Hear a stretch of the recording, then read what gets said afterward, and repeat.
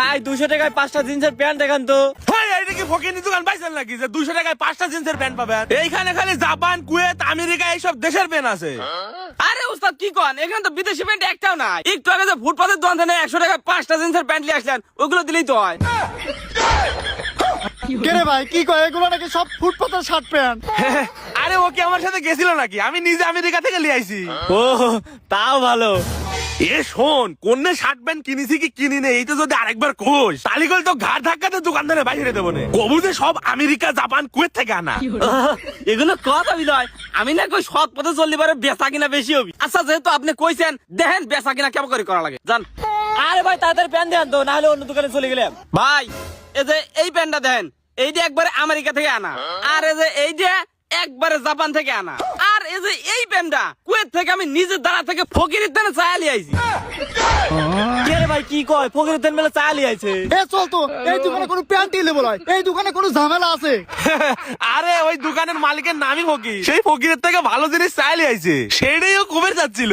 ও তাও ভালো, আমি না কই রাস্তার ফকিরের দান চাইলি আইছে। আরে আমরা তো রাস্তার ফকির তো না।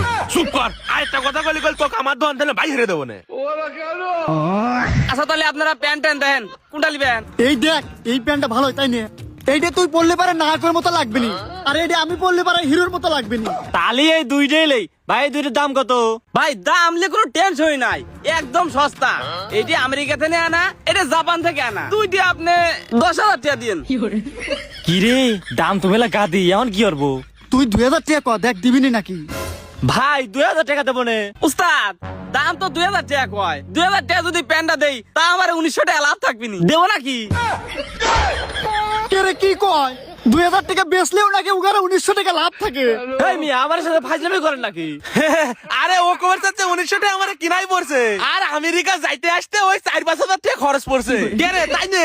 আরে 1900 টাকা কিনা পারবি কে? একটু আগে যে করিম সাহার দোকান থেকে দুইটা 50 টাকা কিনলে এলাম, ভুলে গেছেন নাকি?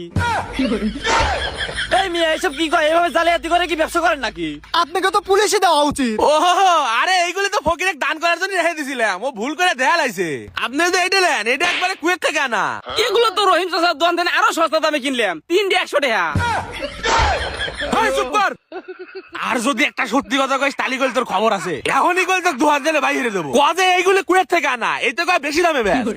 আচ্ছা ঠিক আছে।